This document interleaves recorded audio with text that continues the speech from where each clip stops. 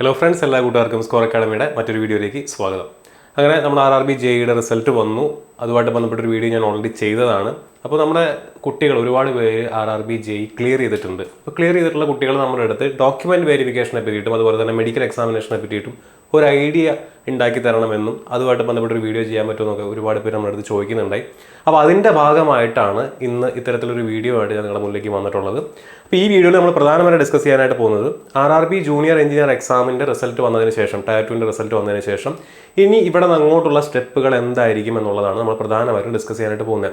അപ്പോൾ ഇത് RRB junior engineer എക്സാമിന് പ്രിപ്പയർ ചെയ്യുന്ന, വരാനിരിക്കുന്ന എക്സാമിന് പ്രിപ്പയർ ചെയ്യുന്ന കുട്ടികളായിക്കോട്ടെ, ഓൾറെഡി റിസൾട്ട് വന്നതിന് ശേഷം നിങ്ങൾ ഈ പറഞ്ഞ പോലെ DVക്ക് വേണ്ടി വെയിറ്റ് ചെയ്യുന്ന കുട്ടികളായിക്കോട്ടെ, ഇനി RRBക്ക് പൊതുവിൽ പ്രിപ്പയർ ചെയ്യുന്ന കുട്ടികൾക്കും കാണാൻ അല്ലെങ്കിൽ കാണേണ്ട ഒരു വീഡിയോ ആണ്. കാരണം ഈ പ്രോസസ്സ് എന്ന് പറയുന്നത് എങ്ങനെയാണ്, എന്തിലൂടെയാണ് നിങ്ങൾ പോകേണ്ടി വരുന്നത് എന്നുള്ളത് ഒന്ന് അറിഞ്ഞിരിക്കുന്നത് നല്ലതാണ്.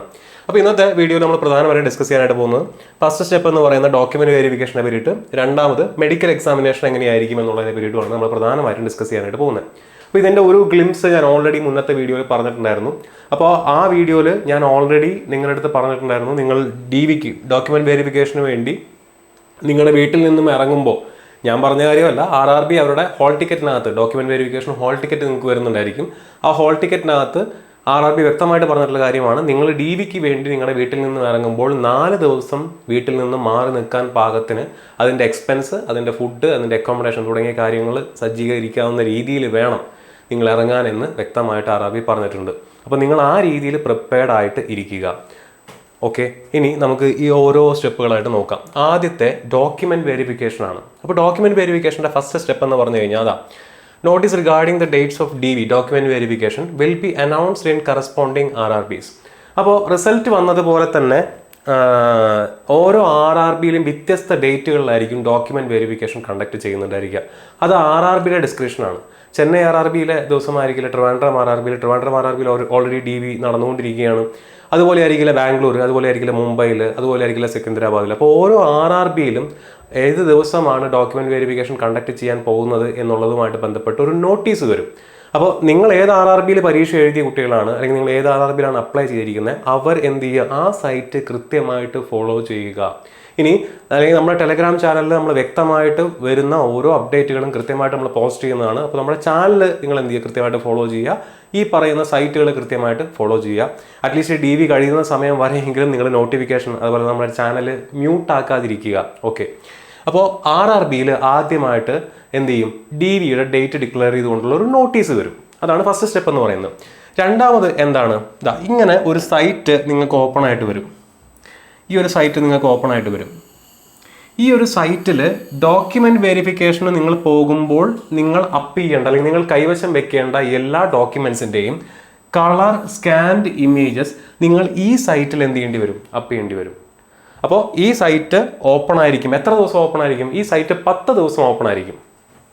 സപ്പോസ് RRBയിൽ ഒരു നോട്ടീസ് വരികയാണ്, വരുന്ന ഓഗസ്റ്റ് മാസം 15-ാം തീയതിയാണ് നിങ്ങളുടെ DV എന്ന് പറഞ്ഞുകൊണ്ടൊരു ഡേറ്റ് വരികയാണെന്നുണ്ടെങ്കിൽ, ഓഗസ്റ്റ് മാസം 5-ാം തീയതി തൊട്ട് ഓഗസ്റ്റ് മാസം 15-ാം തീയതി വരെ ആണ് എന്ത് ചെയ്യുന്നത്, ഈ സൈറ്റ് ഓപ്പൺ ആയിട്ടിരിക്കുക. അപ്പോൾ ആ 10 ദിവസം നിങ്ങളുടെ DV എന്നാണോ, ചിലപ്പോൾ ഓഗസ്റ്റ് 15, ഞാൻ ഒരു എക്സാമ്പിൾ പറയാണ്, ഓഗസ്റ്റ് 15, 16, 17 ദിവസങ്ങളിലായിട്ട് 15-ാം തീയതി ഒരു 20 കുട്ടികൾക്ക് ഡോക്യുമെന്റ് വെരിഫിക്കേഷൻ, 16-ന് ഒരു 20 കുട്ടികൾക്ക്, അങ്ങനെ ആയിരിക്കും ചിലപ്പോൾ കൊടുക്കുന്നുണ്ടായിരിക്കാം. അങ്ങനെയാണെന്നുണ്ടെങ്കിൽ ഈ 15-ാം തീയതി ഡോക്യുമെന്റ് വെരിഫിക്കേഷൻ ഉള്ള കുട്ടികളുടെ ലിങ്ക് 5-ാം തീയതി തൊട്ട് ആക്റ്റീവ് ആയിരിക്കും. എന്ന് വരെ, ഈ 15-ാം തീയതി വരെ. അപ്പോൾ നിങ്ങൾക്ക് അന്ന് തന്നെ എന്ത് ചെയ്യാം, ഈ 15-ാം തീയതി വരെ, അതായത് നിങ്ങൾ DVക്ക് ഈ പറയുന്ന RRBയിൽ ചെല്ലുന്ന നിമിഷം വരെ നിങ്ങൾക്ക് എന്ത് ചെയ്യാം, ഈ DVയുടെ ഡോക്യുമെന്റ്സ് അപ്ലോഡ് ചെയ്യാനായിട്ട് സൈറ്റ് ആക്റ്റീവായിട്ട് ഇരിക്കുന്നതായിരിക്കും. ഓക്കെ, അപ്പോൾ അത് കൃത്യമായിട്ട് നിങ്ങൾ ശ്രദ്ധിക്കുക. അവിടെ DVക്ക് നിങ്ങൾ ചെല്ലുന്ന സമയത്ത് അവിടുത്തെ ഈ പറയുന്ന സ്റ്റാഫ് നിങ്ങളുടെ അടുത്ത് പറയും, നിങ്ങളുടെ കൈവശമുള്ള എല്ലാ ഡോക്യുമെന്റ്സും നിങ്ങൾ സൈറ്റിൽ അപ്പ് ചെയ്തിട്ടുണ്ടോ, അപ്പ് ചെയ്തിട്ടില്ലെങ്കിൽ എത്രയും പെട്ടെന്ന് അപ്പ് ചെയ്യുക. നിങ്ങൾക്ക് അവിടെ ഇരുന്നുകൊണ്ടും ഈ പറഞ്ഞ പോലെ തിരുത്തലുകൾ വരുത്താനോ സ്കാൻ ചെയ്യാനോ അപ്പ് ചെയ്യാനുള്ള സമയമൊക്കെ ഉണ്ടായിരിക്കും. പക്ഷെ അതിൽ വരെ നിങ്ങൾ വെയിറ്റ് ചെയ്യരുത്, നേരത്തെ കൂട്ടി ഈ സൈറ്റിൽ അപ്പ് ചെയ്യാനായിട്ട് ശ്രദ്ധിക്കുക. ഓക്കെ, അപ്പോൾ അതാണ് രണ്ടാമത്തെ പോയിന്റ്. മൂന്നാമത്തെ, ഞാൻ നേരത്തെ പറഞ്ഞ പോലെ, this portal will be active for uploading 10 days before your DV date to till your date of DV. നിങ്ങളുടെ DVയുടെ ഡേറ്റ് വരെ ഇത് ആക്റ്റീവ് ആയിരിക്കും. ഈ ഒരു കാലയളവിൽ കൃത്യമായിട്ട് നിങ്ങളുടെ ഹോൾ ടിക്കറ്റ് വരുന്നുണ്ടായിരിക്കും. DVക്ക് വേണ്ട ഹോൾ ടിക്കറ്റ് വരുന്നുണ്ടായിരിക്കും. ആ ഹോൾ ടിക്കറ്റിനകത്തും അതുപോലെ തന്നെ ഈ പറയുന്ന സൈറ്റിനകത്തും വ്യക്തമായിട്ട് ഡോക്യുമെന്റ് വെരിഫിക്കേഷന് പോകുമ്പോൾ കൈവശം വെക്കേണ്ടത് എന്തൊക്കെ എന്നുള്ളത് വ്യക്തമായിട്ട് ഇവിടെ പറയുന്നുണ്ടായിരിക്കും. ഓക്കെ, അപ്പോൾ ഇത്രയാണ് ഡോക്യുമെന്റ് വെരിഫിക്കേഷനുമായിട്ട് ബന്ധപ്പെട്ട് നിങ്ങൾ പ്രധാനമായിട്ടും അറിഞ്ഞിരിക്കേണ്ട കാര്യം. ഇനി നമുക്ക് നമ്മുടെ ഡോക്യുമെന്റ് വെരിഫിക്കേഷൻ്റെ നേരത്തെ പറഞ്ഞ പോലെയുള്ള ഡേറ്റ് വന്നു എന്ന് വിചാരിക്കുക. ഓഗസ്റ്റ് 15-നാണെന്ന് വിചാരിക്കുക. ഓഗസ്റ്റ് 15-ന് ഉച്ചയ്ക്ക് അല്ലെങ്കിൽ രാവിലെ 10 മണിക്ക് നിങ്ങളുടെ അടുത്ത് ഇപ്പോൾ തിരുവനന്തപുരം RRB അല്ലെങ്കിൽ ചെന്നൈ RRBയിലാണെന്നുണ്ടെങ്കിൽ ചെന്നൈയിൽ എത്തിപ്പെടണം എന്ന് നിങ്ങളുടെ അടുത്ത് പറഞ്ഞിരിക്കുകയാണ്. നിങ്ങൾ എന്ത് ചെയ്യണം? ഇപ്പോൾ തിരുവനന്തപുരത്തോ അല്ലെങ്കിൽ ഈ പറഞ്ഞ പോലെ കേരളത്തിൻ്റെ ഏതെങ്കിലും ഒരു മൂലയിൽ താമസിക്കുന്ന ആളുകളാണെന്നുണ്ടെങ്കിൽ ടിക്കറ്റ് ബുക്ക് ചെയ്യണം. 15-ാം തീയതിയാണ് നിങ്ങൾക്ക് അവിടെ എത്തിപ്പെടേണ്ടത്. ചുരുങ്ങിയത് 15-ാം തീയതി രാവിലെയെങ്കിലും അവിടെ എത്താൻ പാകത്തിന് നിങ്ങൾ ട്രെയിൻ ടിക്കറ്റ് എടുക്കണം, അല്ലേ? അപ്പോൾ നിങ്ങൾ 14-ാം തീയതി നിങ്ങളുടെ വീട്ടിൽ നിന്നും ഇറങ്ങണം. ഡിപ്പെൻസ് ഓൺ നിങ്ങൾ എവിടെയാണ് താമസിക്കുന്നതെന്നനുസരിച്ച് നിങ്ങളുടെ ഇറങ്ങുന്ന സമയവും എടുക്കുന്ന ടിക്കറ്റും നിങ്ങളുടെ അക്കോമഡേഷനും കാര്യങ്ങളൊക്കെ എന്ത് ചെയ്യും? മാറും. ചിലപ്പോൾ ആ സമയത്ത് ടിക്കറ്റ് അവൈലബിൾ ആയിരിക്കില്ല. അപ്പോൾ നിങ്ങൾ 14-ാം തീയതി ചിലപ്പോൾ ചെന്നൈയിൽ പോയി നിൽക്കേണ്ട അവസ്ഥ വരും. അപ്പോൾ ഒന്നാമത്തെ ദിവസം എന്ന് പറയുന്നത് തലേ ദിവസം നിങ്ങൾ എന്ത് ചെയ്യുന്നു? യാത്ര പുറപ്പെടുന്നു. 14-ാം തീയതി യാത്ര പുറപ്പെടുന്നു. 15-ാം തീയതി നിങ്ങൾ എവിടെ എത്തുന്നു? നിങ്ങൾക്ക് എവിടെയാണോ DV കണ്ടക്ട് ചെയ്യുന്നത് അവിടെ എത്തിപ്പെടുന്നു. അവിടെ എത്തുന്ന നിങ്ങൾ 15-ാം തീയതി DV കണ്ടക്ട് ചെയ്യുന്നത് വരെയുള്ള കാര്യങ്ങൾ അല്ലെങ്കിൽ ആ ദിവസം വരെയുള്ള കാര്യങ്ങളാണ് ഞാൻ ഈ പറഞ്ഞത്. RRBയിൽ നോട്ടീസ് വരുന്നു, അവിടെ നിന്ന് നിങ്ങൾക്ക് ഡേറ്റ് മനസ്സിലാവുന്നു, ഹോൾ ടിക്കറ്റിൽ എക്സാക്ട്ലി എന്താണെന്ന് മനസ്സിലാവുന്നു, ഈ സൈറ്റിനകത്ത് നിങ്ങൾക്ക് അപ്ലോഡ് ചെയ്യേണ്ട ഡോക്യുമെന്റ്സ് എന്താണെന്നും അതുപോലെ തന്നെ അതിൻ്റെ കളർ സ്കാൻ ഇമേജസ് എല്ലാം നിങ്ങൾ എന്ത് ചെയ്യണം? അതിന് മുന്നേ ആയിട്ട് അപ്പ് ചെയ്യണം. 10 ദിവസത്തോളം ഈ സൈറ്റ് ആക്റ്റീവായിട്ട് ഇരിക്കും എന്നുള്ള കാര്യം കൂടെ നമ്മൾ മനസ്സിലാക്കി. നിങ്ങൾക്ക് എവിടെയാണോ നിങ്ങളുടെ ഈ പറയുന്ന DV നടത്തുന്നത് അവിടെ നിങ്ങൾ അവിടെ എത്തിക്കഴിഞ്ഞാൽ പിന്നെ എന്താണ് പ്രോസസ്സ്? അവിടെ വ്യത്യസ്ത ബെഞ്ചുകൾ ഉണ്ടായിരിക്കും. ഇങ്ങനെ ബെഞ്ച് എന്നുള്ള പേരിട്ടിട്ടൊന്നല്ല അവിടെ ഇരിക്കുന്നത്. ഞാൻ നിങ്ങൾക്ക് മനസ്സിലാവാൻ എളുപ്പത്തിന് അവിടെ നടക്കുന്ന പ്രോസസ്സിനെ നമ്മുടേതായിട്ടുള്ള രീതിയിൽ എളുപ്പം മനസ്സിലാക്കുന്നതിന് വേണ്ടി ഞാൻ ഇട്ടിരിക്കുന്ന ഒരു പേരാണ് ഈ ബെഞ്ച് എന്നുള്ളത്. ആ രീതിയിൽ ബെഞ്ച്, ഒന്നാമത്തെ ബെഞ്ച്, രണ്ടാമത്തെ ബെഞ്ച്, തേർഡ്, അങ്ങനെ ബെഞ്ചുകളിലേക്ക് നിങ്ങളെ വിളിക്കുന്നുണ്ടായിരിക്കും. ഫസ്റ്റത്തെ ബെഞ്ച് അങ്ങനെ നിങ്ങൾ എന്ത് ചെയ്യുന്നു? DV നടക്കുന്ന ഓഫീസിൽ ചെന്ന് അവിടെ ഇരിക്കുന്നു.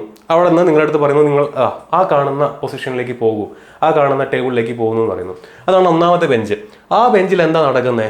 അവിടെ വെച്ചിട്ട് നിങ്ങളുടെ രജിസ്ട്രേഷനും ID ചെക്കിങ്ങും ആണ് നടക്കുന്നത്. നിങ്ങളെ കൊണ്ടുവന്നിട്ടുള്ള ID കാർഡ് വെച്ചുകൊണ്ടോ അല്ലെങ്കിൽ നിങ്ങളുടെ പേര്, നിങ്ങളുടെ ഹോൾ ടിക്കറ്റ് തുടങ്ങിയ കാര്യങ്ങളൊക്കെ വെച്ചുകൊണ്ട് എന്ത് ചെയ്യുന്നു? ഒരു ഇനീഷ്യൽ രജിസ്ട്രേഷൻ നടക്കുന്നു. ഓക്കെ, നിങ്ങൾ ഹാജരായിട്ടുണ്ട് എന്ന് രേഖപ്പെടുത്തുന്ന ഒരു ബെഞ്ചാണ് ഫസ്റ്റത്തെ ബെഞ്ച് എന്ന് പറഞ്ഞു കഴിഞ്ഞാൽ. അവിടെ നിങ്ങളുടെ ഈ പറയുന്ന ഡാറ്റാസ് ഒക്കെ നിങ്ങൾ ഫില്ല് ചെയ്ത് കഴിഞ്ഞാൽ നിങ്ങളുടെ അടുത്ത് രണ്ടാമത്തെ ബെഞ്ചിലേക്ക് ചെല്ലാൻ പറയും. തൊട്ടടുത്ത് കുറച്ച് കൂട്ടർ മാറിയിരിക്കുന്നുണ്ടോ അവിടെ ചെല്ലാൻ പറയും. അവിടെ എന്താ ചെക്ക് ചെയ്യുന്നത്? അവിടെ വെച്ച് നിങ്ങളുടെ ഫോട്ടോ എടുക്കും. നിങ്ങളുടെ ബയോമെട്രിക് ചെക്ക് ചെയ്യും. ഈ ബയോമെട്രിക് ചെക്ക് ചെയ്യുന്നിടത്താണ് നിങ്ങളുടെ കമ്പ്യൂട്ടർ ബേസ്ഡ് ടെസ്റ്റിന്റെ ഹോൾ ടിക്കറ്റ് കയ്യിൽ വെക്കാൻ പറയുന്നത്. കമ്പ്യൂട്ടർ ബേസ്ഡ് ടെസ്റ്റിന്റെ ഹോൾ ടിക്കറ്റ് കയ്യിൽ വെക്കാൻ പറയും. അതുപോലെ തന്നെ നിങ്ങളെ ഫോട്ടോ എടുക്കും. ഈ ബയോമെട്രിക്കിൽ നിങ്ങളുടെ ആധാറും അതുപോലെ തന്നെ ആ സംഭവങ്ങളും നിങ്ങൾ നിലവിലെടുക്കുന്ന ഫോട്ടോ ആയിട്ട് 90% കൂടുതൽ സിമിലാരിറ്റി വേണമെന്നാണ് അവർ പറയപ്പെടുന്നത്. അതായത് നിങ്ങളുടെ അപ്പോഴത്തെ ഫോട്ടോയും നിങ്ങളുടെ ബയോമെട്രിക്കിലുള്ള ഫോട്ടോയും തമ്മിൽ ഒരു 90% സിമിലാരിറ്റി വേണം. ആൻഡ് CBTയുടെ ഹോൾ ടിക്കറ്റിന്റെ ഫസ്റ്റ് പേജ് നിങ്ങൾ എക്സാം എഴുതി അവിടെ നിങ്ങൾക്ക് സീലടിച്ച് തരുന്ന ഫസ്റ്റ് പേജ് കൈവശം വെക്കാൻ പറയും. ഇത് ഞാൻ കഴിഞ്ഞ വീഡിയോയിൽ ചെയ്തപ്പോൾ കുറച്ച് കുട്ടികളെ എൻ്റെ താഴെ വന്ന് പറയുന്നുണ്ടായിരുന്നു ഹോൾ ടിക്കറ്റ് മിസ്സായിപ്പോയി, പ്രശ്നമാവുമോ എന്നുള്ളത്. നമ്മൾ നിലവിലെ സാഹചര്യത്തിൽ ട്രിവാൻഡ്രം RRBയിൽ ഈ പറഞ്ഞ പോലെ DV കണ്ടക്ട് ചെയ്ത് കഴിഞ്ഞപ്പോൾ അവിടെ അവരതിനെപ്പറ്റി കാര്യമായിട്ടുള്ള ഒരു ബോധേഡായിരുന്നില്ല. ഹോൾ ടിക്കറ്റ് കൈവശം ഇല്ലാത്ത കുട്ടികൾക്കും വലിയ പ്രശ്നമൊന്നും ഉണ്ടായിട്ടില്ല. അപ്പോൾ നിലവിൽ നമുക്ക് അറിയാൻ പറ്റുന്നത് ഹോൾ ടിക്കറ്റ് എന്ന് പറയുന്നത് അത്ര കമ്പൽസറി ആയിട്ടുള്ള, അത്ര മാൻഡേറ്ററി ആയിട്ടുള്ള ഒരു സംഭവമല്ല. ഞാൻ പറയുന്നത് ട്രിവാൻഡ്രം RRBയിൽ കണ്ടക്ട് ചെയ്ത് കഴിഞ്ഞ DVനെ ബേസ് ചെയ്തിട്ടാണ്.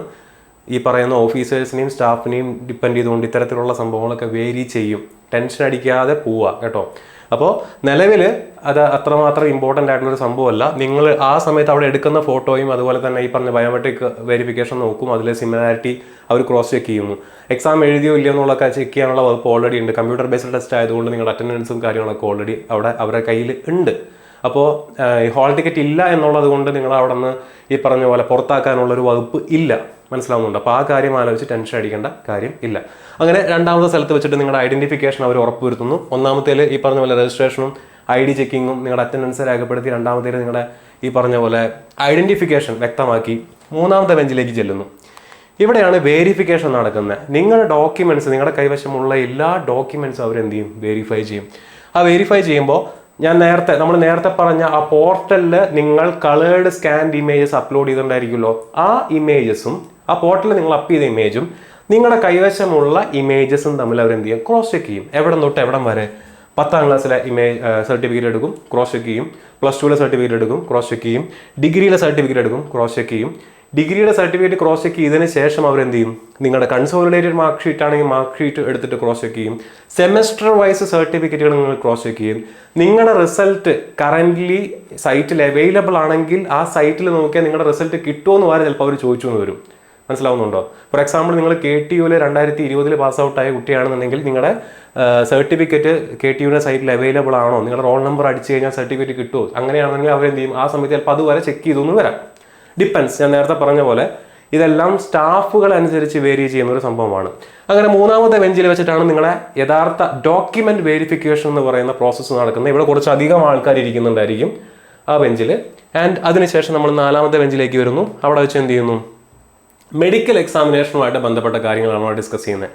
അപ്പോൾ മെഡിക്കൽ എക്സാമിനേഷൻ നിങ്ങളിപ്പോൾ ഞാൻ നേരത്തെ പറഞ്ഞ പോലെ 14-ാം തീയതി വീട്ടിൽ നിന്ന് പുറപ്പെടുന്നു, ചെന്നൈയിൽ എത്തിപ്പെടുന്നു. ചെന്നൈയിൽ 15-ാം തീയതി രാവിലെ 10 മണിക്കാണ് നിങ്ങളുടെ DV കണ്ടക്ട് ചെയ്യുന്നതെന്ന് വിചാരിക്കുക.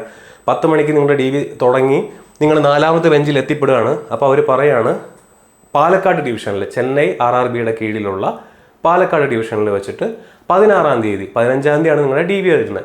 16-ാം തീയതി രാവിലെ 7:30 മണിക്കാണ് നിങ്ങളുടെ മെഡിക്കൽ എക്സാമിനേഷൻ എന്ന് പറയുന്നു. പിറ്റേ ദിവസമാണ് നിങ്ങളുടെ മെഡിക്കൽ എക്സാമിനേഷൻ എന്ന് പറയുന്നു. അപ്പോൾ നിങ്ങളുടെ കയ്യിൽ നിന്ന് എന്ത് ചെയ്യുന്നു, ഒരു ഡിക്ലറേഷൻ എഴുതി അവിടെ നിന്ന് വാങ്ങിക്കും. അതായത് പിറ്റേ ദിവസം 16-ാം തീയതി രാവിലെ 7:30 മണിക്ക് ഞാൻ പാലക്കാട് ഡിവിഷനിൽ അല്ലെങ്കിൽ പാലക്കാടുള്ള ഇതിൽ മെഡിക്കൽ ചെക്കിങ് ചെയ്യുന്ന സ്ഥലത്ത് വെച്ചിട്ട് എന്ത് ചെയ്യും, ഞാൻ ഹാജരായിരിക്കുമെന്ന് പറഞ്ഞുകൊണ്ട് നിങ്ങളുടെ കയ്യിൽ നിന്ന് ഒരു ഡിക്ലറേഷൻ അവർ എഴുതി വാങ്ങിക്കും. ആൻഡ് ഇതിനൊരു പൈസ അടയ്ക്കണം. 24 രൂപയാണ് ഈ മെഡിക്കൽ എക്സാമിനേഷൻ്റെ ഫീസ് എന്ന് പറയുന്നത്. ആ മെഡിക്കൽ എക്സാമിനേഷൻ്റെ ഫീസ് അടയ്ക്കുന്നത് എവിടെയാണ്? അടയ്ക്കുന്നത് ഈ DV കണ്ടക്ട് ചെയ്യുന്ന സ്ഥലത്തല്ല, തൊട്ടടുത്തുള്ള റെയിൽവേ സ്റ്റേഷനിൽ.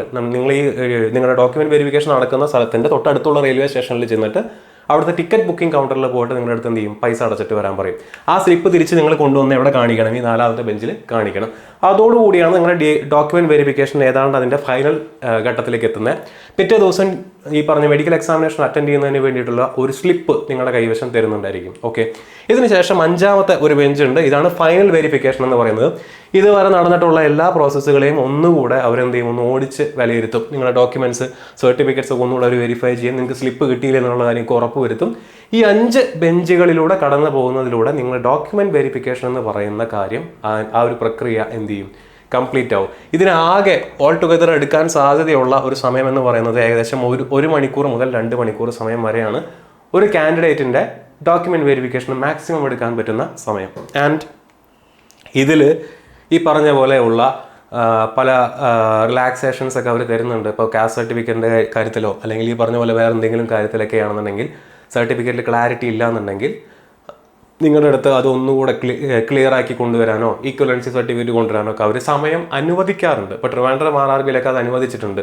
പിറ്റേ ദിവസം മെഡിക്കൽ ആണെന്നുണ്ടെങ്കിൽ കൂടി അവർ പറയും, നിങ്ങളുടെ മെഡിക്കൽ എക്സാമിനേഷൻ കഴിഞ്ഞതിന് ശേഷം നിങ്ങൾ എന്ത് ചെയ്യുക, ആ സർട്ടിഫിക്കറ്റ് ഞങ്ങൾക്ക് ഒന്നുകൂടെ കൊണ്ടുവന്ന് തരണം, ക്ലാരിറ്റി വരുത്തണം എന്ന് അവർ പറഞ്ഞ ചരിത്രമുണ്ട്. അപ്പോൾ ആ രീതിയിലുള്ള റിലാക്സേഷൻസ് ഒക്കെ പലപ്പോഴും സംഭവിക്കാറുണ്ട്. അപ്പോൾ അതുകൂടെ മനസ്സിൽ വെക്കുക. ഇവിടെ വെച്ചിട്ട് നിങ്ങളുടെ ഡോക്യുമെൻറ്റിനകത്ത് അല്ലെങ്കിൽ നിങ്ങൾ കൊണ്ടുവരുന്ന ഡോക്യുമെൻറ്റ്സിനകത്ത് എന്തെങ്കിലും പ്രശ്നങ്ങളുണ്ട് അല്ലെങ്കിൽ അത് ക്ലിയർ അല്ല എന്നുണ്ടെങ്കിൽ RRB നിങ്ങൾക്ക് ഒരു ചാൻസ് കൂടെ തരാനുള്ള സാധ്യതയുണ്ട്. അപ്പോൾ ടെൻസ്ഡ് ആവേണ്ട കാര്യമൊന്നുമില്ല. ഞാൻ നേരത്തെ പറഞ്ഞ ആ ഒരു പ്രക്രിയയിലൂടെ കറക്റ്റായിട്ട് കടന്നു പോയി കഴിഞ്ഞ് കഴിഞ്ഞാൽ നിങ്ങളുടെ ഈ സംഭവങ്ങളെല്ലാം സ്മൂത്തായിട്ട് നിങ്ങൾക്ക് കഴിയാവുന്നതാണ്. അപ്പോൾ നമ്മൾ എന്ത് ചെയ്യാണ്, 2ാമത്തെ ദിവസം, അതായത് 14-ാം തീയതി രാവിലെ, ഞാൻ എക്സാമ്പിൾ ആയിട്ടാണ് ഈ 14, 15 എന്നൊക്കെ പറയുന്നത്. 14-ാം തീയതി വൈകുന്നേരമോ അല്ലെങ്കിൽ ഉച്ചയ്ക്കോ നിങ്ങൾ വീട്ടിൽ നിന്ന് ഇറങ്ങുന്നു. 15-ാം തീയതി രാവിലെ നിങ്ങൾ ചെന്നൈയിൽ എത്തിപ്പെടുന്നു. നിങ്ങളുടെ ഉച്ചയാകുമ്പോഴേക്കും നിങ്ങളുടെ മെഡിക്കൽ കഴിയുന്നു. പിറ്റേന്ന് രാവിലെ പാലക്കാട് വെച്ചിട്ടാണ് നിങ്ങളുടെ പറയുന്ന മെഡിക്കൽ അല്ല DV കഴിയുന്നു. പിറ്റേന്ന് രാവിലെ പാലക്കാട് വെച്ചിട്ടാണ് നിങ്ങളുടെ മെഡിക്കൽ എന്ന് പറയുന്നത്. നിങ്ങൾ എന്ത് ചെയ്യണം, തിരിച്ച് അങ്ങോട്ട് വണ്ടി കയറണം. അടുത്തത് നിങ്ങളുടെ മെഡിക്കൽ എക്സാമിനേഷൻ എന്ന് പറയുന്ന പ്രക്രിയയാണ്. അപ്പോൾ മെഡിക്കൽ എക്സാമിനേഷൻ എന്ന് പറയുന്ന പ്രോസസ്സിൽ ഓൾറെഡി റെയിൽവേയിലെ മെഡിക്കൽ സ്റ്റാൻഡേർഡ്സ് എന്താണ്, അവിടെ എന്തൊക്കെയാണ് നടക്കുന്നത് എന്ന് വെച്ചുകൊണ്ടൊരു ഡീറ്റെയിൽഡ് വീഡിയോ ഞാൻ ചെയ്തിട്ടുണ്ട്. ആ വീഡിയോ കൂടെ നിങ്ങൾ കാണുക. അതിനകത്ത് പറഞ്ഞ കാര്യങ്ങൾ ഞാനിവിടെ പറയാനായിട്ട് ഉദ്ദേശിക്കുന്നില്ല. ഞാനിവിടെ ആ എക്സാമിനേഷൻ്റെ പ്രോസസ്സാണ് പറയുന്നത്, നോട്ട് മെഡിക്കൽ സ്റ്റാൻഡേർഡ്സ്. മെഡിക്കൽ സ്റ്റാൻഡേർഡ്സിനെ പറ്റി ഞാനിവിടെ പറയുന്നില്ല. മെഡിക്കൽ സ്റ്റാൻഡേർഡ്സിനെ പറ്റി ഓൾറെഡി ഒരു വീഡിയോ ചെയ്തത് കൊണ്ടാണ് ഞാനത് പറയാത്തത്. അത്യാവശ്യം ഡീറ്റെയിൽ ആയിട്ടുള്ളൊരു വീഡിയോ ആണ്. ഇന്ത്യൻ റെയിൽവേ മെഡിക്കൽ മാനുവലിൻ്റെ ചാപ്റ്റർ 5 അതിലാണ് ഈ പറയുന്ന റെയിൽവേയുടെ ഈ പറയുന്ന മെഡിക്കൽ കണ്ടീഷൻസിൻ്റെ മെഡിക്കൽ സ്റ്റാൻഡേർഡ്സിനെ പറ്റി ഡീറ്റെയിൽ ആയിട്ട് പറയുന്നത്. ആ മെഡിക്കൽ മാനുവലിനെ അടിസ്ഥാനമാക്കിക്കൊണ്ടുള്ള ഒരു വീഡിയോ ആണ് നമ്മളത് ചെയ്തത്. ആ വീഡിയോ കൂടെ നിങ്ങളൊന്ന് പോയി കാണുക. ഇത് മെഡിക്കൽ എക്സാമിനേഷനെ പറ്റിയിട്ടാണ് ഞാൻ പറയുന്നത്. ഓക്കെ, അപ്പോൾ മെഡിക്കൽ എക്സാമിനേഷന് ആദ്യം എന്താണ് സംഭവിക്കുന്നത്, നിങ്ങൾ പാലക്കാട് എത്തി. ഫസ്റ്റ് പ്രോസസ്സ് എന്ന് പറയുന്ന ഒരു ഫോം ഫില്ലിംഗ് ആണ് ആൻഡ് ഒരു ഡിക്ലറേഷൻ നിങ്ങളുടെ കയ്യിൽ നിന്ന് എഴുതി വാങ്ങിക്കും. അപ്പോൾ ഒരു ഫോം ഫില്ല് ചെയ്ത് നിങ്ങളുടെ കയ്യിൽ നിന്ന് വാങ്ങിക്കും, അതിനുശേഷം ഒരു ഡിക്ലറേഷൻ ഒക്കെ എഴുതി നിങ്ങളുടെ കയ്യിൽ നിന്ന് വാങ്ങിക്കും ആദ്യം തന്നെ, ഈ പറഞ്ഞ പോലെ മെഡിക്കലിന് രാവിലെ എത്തിപ്പെട്ട് കഴിഞ്ഞാൽ. രണ്ടാമത് അവിടുത്തെ മെഡിക്കൽ എക്സാമിനറിന് മുന്നിലേക്കാണ് നിങ്ങൾ കടന്നു ചെല്ലാൻ പോകുന്നത്. മെഡിക്കൽ എക്സാമിനർ എന്ത് ചെയ്യുന്നു, നിങ്ങളുടെ കയ്യിൽ നിന്നും ആ ഡിക്ലറേഷൻ, നിങ്ങൾ നേരത്തെ വാങ്ങിച്ച ഡിക്ലറേഷൻ എഴുതി വാങ്ങിക്കും, അതിൻ്റെ ആ അപ്പർ പാർട്ട് കീറി വാങ്ങിക്കും. തലേ ദിവസം നിങ്ങൾ ഡോക്യുമെൻറ്റ് വെരിഫിക്കേഷന് ചെന്നപ്പോൾ നിങ്ങൾക്ക് സീലിട്ട കവറിലാണ് പിറ്റേന്ന് മെഡിക്കൽ എക്സാമിനേഷന് ചെല്ലുമ്പോൾ നിങ്ങൾ കൊടുക്കേണ്ട സ്ലിപ്പ് എന്ന് പറഞ്ഞുകൊണ്ട് ഒരു സീലിട്ട കവറിൽ നിങ്ങൾക്കൊരു സ്ലിപ്പ് തരും. തലേ ദിവസത്തെ DV കഴിഞ്ഞ് ഇറങ്ങുമ്പോൾ മെഡിക്കൽ എക്സാമിനേഷനുമായിട്ട് ബന്ധപ്പെട്ട ഒരു സ്ലിപ്പ് നിങ്ങളുടെ കയ്യിൽ തരും.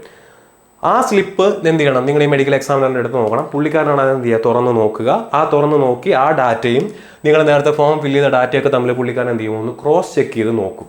ഓക്കെ, അതാണ് മെഡിക്കൽ എക്സാമിനർ ആദ്യം ചെയ്യുന്ന പ്രക്രിയ എന്ന് പറയുന്നത്. അതിനുശേഷം പിന്നെ എന്ത് ചെയ്യുന്നു, നിങ്ങളുടെ BP ചെക്ക് ചെയ്യും. ഇത് ഇനി ഇവിടെ നിന്ന് അങ്ങോട്ടുള്ള ഓരോ ചെക്കിംഗ് എന്ന് പറയുന്നത് ഇറ്റ് വേരീസ്.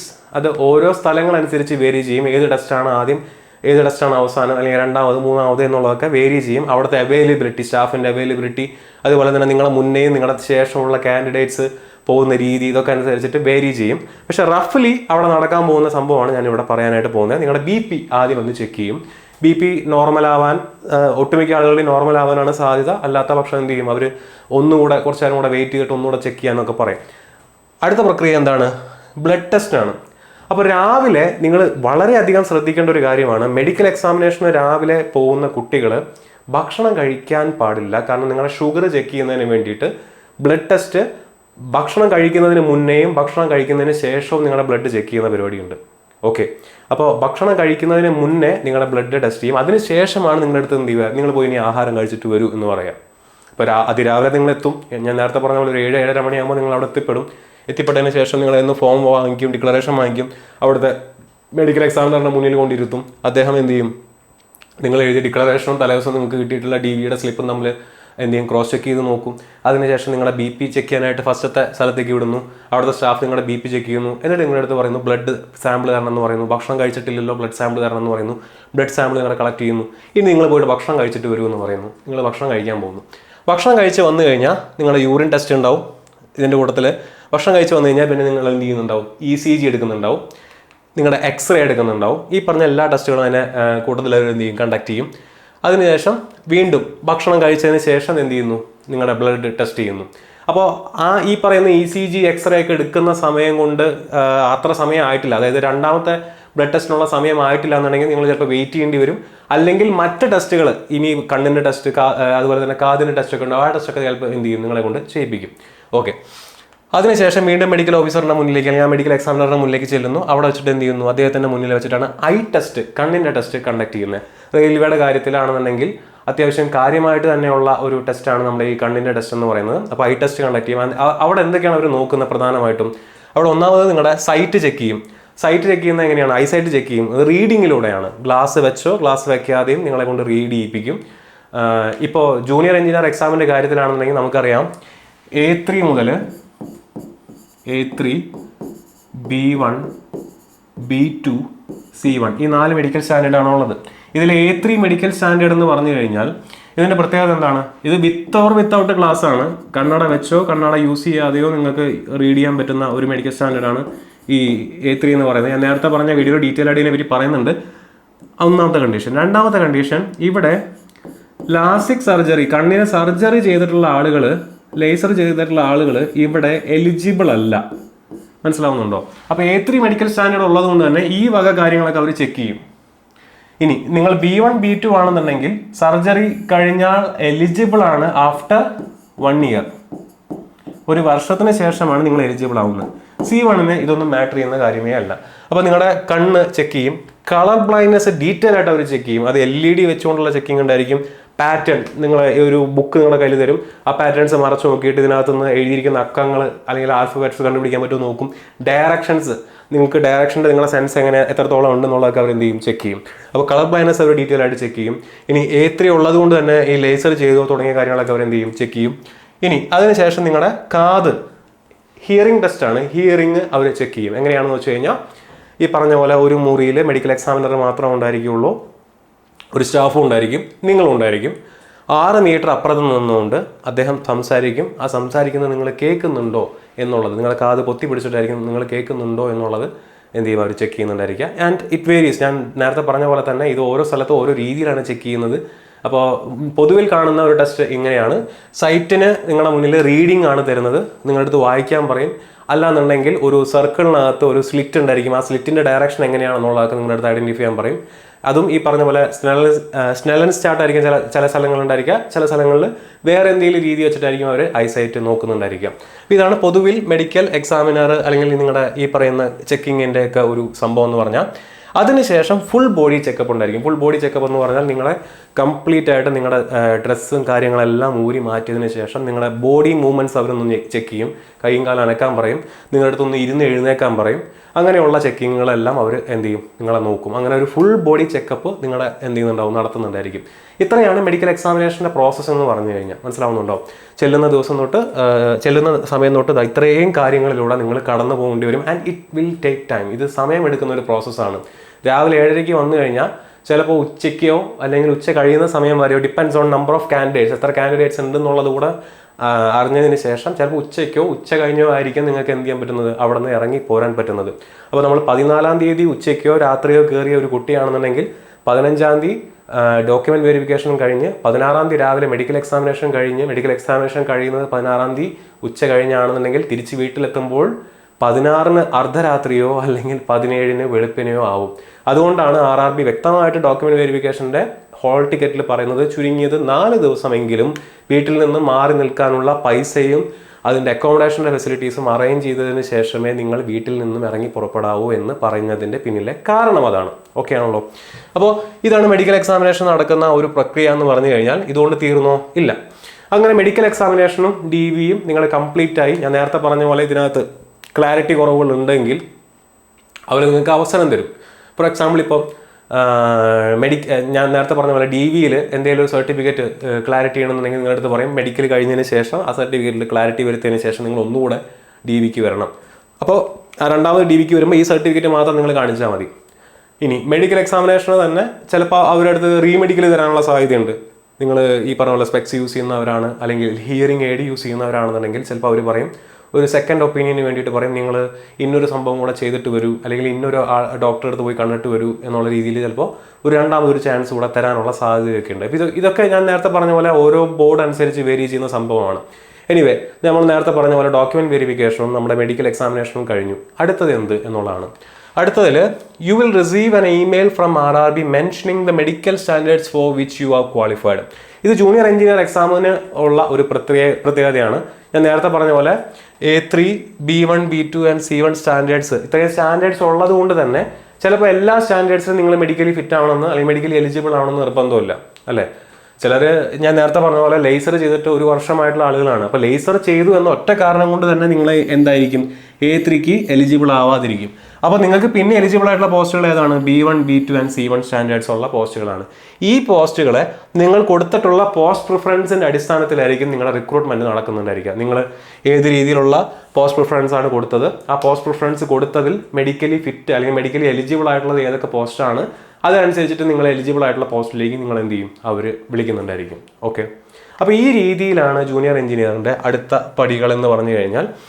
അപ്പോൾ എന്ത് ചെയ്യുക, ഓൾറെഡി ഈ പറഞ്ഞ പോലെ എക്സാമിനൊക്കെ പഠിച്ച് എക്സാമൊക്കെ ക്ലിയർ ചെയ്ത് ഇനി DVക്കും മെഡിക്കലിനും വേണ്ടി കാത്തിരിക്കുന്ന കുട്ടികളാണെന്നുണ്ടെങ്കിൽ ഈ വീഡിയോ കണ്ട് മനസ്സിലാക്കി ഇതിൻ്റെ എല്ലാ പ്രശ്നങ്ങളും അല്ലെങ്കിൽ എല്ലാ സംഭവങ്ങളും മനസ്സിലാക്കിയതിന് ശേഷം എന്ത് ചെയ്യുക, നിങ്ങൾ ഉഷാറായിട്ട് പോയിട്ട് DVയും മെഡിക്കലും അറ്റൻഡ് ചെയ്യുക.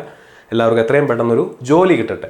ഇനി അടുത്ത ജൂനിയർ എഞ്ചിനീയർ എക്സാമിന് പ്രിപ്പയർ ചെയ്യുന്ന കുട്ടികളെ സംബന്ധിച്ചിടത്തോളം ഞാൻ നേരത്തെ ഓൾറെഡി പറഞ്ഞ കാര്യമാണ്, കഴിഞ്ഞ വീഡിയോയിലും പറഞ്ഞ കാര്യമാണ്. നമുക്ക് ഓൾറെഡി കഴിഞ്ഞ 2024 നമ്മുടെ ജൂനിയർ എഞ്ചിനീയർ എക്സാം എഴുതിയതിന് ശേഷം റിസൾട്ട് കിട്ടിയിട്ടുള്ള ഒരുപാട് കുട്ടികൾ നമ്മുടെ കയ്യിലുണ്ട്. നിങ്ങൾക്ക് 2025 നമ്മുടെ ഭാഗമായിട്ട് സ്കോറിൻ്റെ ഭാഗമായിട്ട് നിങ്ങൾ പഠിക്കാൻ തയ്യാറാവുകയാണെന്നുണ്ടെങ്കിൽ നമ്മുടെ കൂടെ കോഴ്സ് പർച്ചേസ് ചെയ്യാവുന്നതാണ്. നമ്മുടെ കോഴ്സ് നിങ്ങൾക്ക് എടുക്കാവുന്നതാണ്. കോഴ്സിൽ അഡ്മിഷൻ ഓൾറെഡി ഓപ്പൺ ആണ്. ഓക്കെ, അതിൽ ഒരു നോൺ ടെക്നിക്കൽ ബാച്ച് ഉണ്ട്. നോൺ ടെക്നിക്കൽ സബ്ജക്റ്റ് നിങ്ങൾക്ക് അറിയാവുന്നതാണ്. CBT 1-ലും CBT 2-ലും നോൺ ടെക്നിക്കൽ സബ്ജക്ട്സ് ഉണ്ട്. ആൻഡ് അതിന് വെയിറ്റേജ് ഉണ്ട്. അത് ഓൾറെഡി കഴിഞ്ഞ വർഷത്തെ എക്സാം എഴുതിയിട്ടുള്ള കുട്ടികളുടെ അടുത്ത് ചോദിച്ചു കഴിഞ്ഞാൽ നിങ്ങൾക്ക് അറിയാവുന്നതാണ്. അപ്പോൾ നോൺ ടെക്നിക്കൽ ബാച്ച് അവൈലബിൾ ആണ്. ഇതിൽ ജോയിൻ ചെയ്യാൻ താല്പര്യമുണ്ടെങ്കിൽ എന്ത് ചെയ്യാം, നിങ്ങൾക്ക് നോൺ ടെക്നിക്കൽ ബാച്ചിൽ ജോയിൻ ചെയ്യാം. അതല്ലാത്ത പക്ഷം ടെക്നിക്കൽ ഇലക്ട്രോണിക്സ് ബാച്ച് ടെക്നിക്കൽ മാത്രം പഠിക്കണമെന്ന് താല്പര്യമുള്ള കുട്ടികൾക്ക് വേണ്ടി ഇലക്ട്രോണിക്സുകാരാണെന്നുണ്ടെങ്കിൽ അവർക്കൊരു ഇലക്ട്രോണിക്സ് ബാച്ച് ഉണ്ട്, ഇലക്ട്രിക്കലുകാരാണെന്നുണ്ടെങ്കിൽ അവർക്ക് ഇലക്ട്രിക്കൽ ബാച്ച് ഉണ്ട്. ഇതിന് പുറമെ ടെക്നിക്കലും നോൺ ടെക്നിക്കലും അടങ്ങിയിട്ടുള്ള ഒരു കോംപ്രഹെൻസീവ് ഇലക്ട്രിക്കൽ ബാച്ചും കോംപ്രഹെൻസീവ് ഇലക്ട്രോണിക്സ് ബാച്ചും നമ്മൾ നിങ്ങൾക്ക് വേണ്ടി പ്രൊവൈഡ് ചെയ്യുന്നുണ്ടായിരിക്കും. ആൻഡ് നമ്മുടെ കോഴ്സിൻ്റെ നോൺ ടെക്നിക്കൽ ബാച്ചിൻ്റെ ഫീച്ചേഴ്സ് ഞാൻ നേരത്തെ പറഞ്ഞ പോലെ തന്നെ നമുക്ക് പ്രീ റെക്കോർഡഡ് ആയിട്ടുള്ള ക്ലാസ്സുകൾ ഉണ്ടായിരിക്കും, കൃത്യമായിട്ടുള്ള ടെസ്റ്റുകൾ ഉണ്ടായിരിക്കും, കറണ്ട് അഫയർ ക്ലാസ്സസ് ഉണ്ടായിരിക്കും, സ്റ്റഡി പ്ലാൻ ഉണ്ടായിരിക്കും, പ്രാക്ടീസ് വിത്ത് ഫാക്കൽറ്റി സെഷൻസും ക്യൂ കാർഡ്സ് നമ്മൾ നിങ്ങൾക്ക് വേണ്ടി പ്രൊവൈഡ് ചെയ്യുന്നുണ്ടായിരിക്കും. ഇത് ഞാൻ ഓൾറെഡി പലവട്ടം പറഞ്ഞ കാര്യമാണ്. ഇതൊക്കെ എന്താണെന്നുള്ളത് നമ്മുടെ യൂട്യൂബ് ചാനൽ നോക്കിയാൽ തന്നെ നിങ്ങൾക്ക് മനസ്സിലാവുന്നതാണ്. അതുകൊണ്ടാണ് ഞാൻ അധികം എക്സ്പ്ലെയിൻ ചെയ്യാത്തത്. ആൻഡ് നോൺ ടെക്നിക്കൽ ക്ലാസ്സസിനകത്താണെങ്കിലും ഈ ക്യൂ കാർഡും CTQ RTQ സീരീസൊക്കെ നിങ്ങൾക്ക് അവൈലബിൾ ആവുന്നതായിരിക്കും. ഓക്കെ, അപ്പോൾ ഞാൻ നേരത്തെ പറഞ്ഞ പോലെ സ്കോർ ടീമിൻ്റെ ഭാഗമായിട്ട് ഇനി വരാനിരിക്കുന്ന 2025 ജൂനിയർ എഞ്ചിനീയർ എക്സാം നിങ്ങൾ പ്രിപ്പയർ ചെയ്യാൻ താല്പര്യപ്പെടുന്നുണ്ടെങ്കിൽ എത്രയും പെട്ടെന്ന് നമ്മുടെ കോഴ്സ് പർച്ചേസ് ചെയ്ത് നമ്മുടെ കൂടെ നമ്മുടെ ടീമിൻ്റെ ഭാഗമാവാനായിട്ട്, നമ്മുടെ ഫാമിലിയുടെ ഭാഗമാവാനായിട്ട് നിങ്ങൾ എന്ത് ചെയ്യുക, ശ്രദ്ധിക്കുക. ആൻഡ് ഞാൻ നേരത്തെ പറഞ്ഞ പോലെ തന്നെ നമ്മൾ ചുമ്മാ പഠിപ്പിച്ച് വിടുക മാത്രമല്ല ചെയ്യുന്നത്, ഓരോ സ്റ്റെപ്പിലും സ്കോർ നിങ്ങളുടെ കൂടെ ഉണ്ടായിരിക്കും. നിങ്ങൾ CBT 1 ക്ലിയർ ചെയ്തതിന് ശേഷം CBT 2 എങ്ങനെ പഠിക്കണം എന്നുള്ളതും, CBT 2 ക്ലിയർ ചെയ്തതിന് ശേഷം മെഡിക്കലും DVA എങ്ങനെ അറ്റൻഡ് ചെയ്യണം എന്നുള്ളത് വരെ നമ്മൾ നിങ്ങളുടെ അടുത്ത് പറഞ്ഞു തരുന്നുണ്ട്. അങ്ങനെ നിങ്ങളെ ജോലിയിൽ എത്തിക്കുന്നത് വരെ നമ്മുടെ ഈ ഒരു ടീം നിങ്ങൾക്ക് വേണ്ടി നിങ്ങളുടെ കൂടെ ഉണ്ടായിരിക്കും. അപ്പോൾ സ്കോർ ടീമിൻ്റെ ഭാഗമാവാൻ താല്പര്യമുള്ളവർ നമ്മുടെ കോഴ്സുകൾ പർച്ചേസ് ചെയ്യുക. മറ്റൊരു വീഡിയോയിൽ നമുക്ക് വീണ്ടും കാണാം.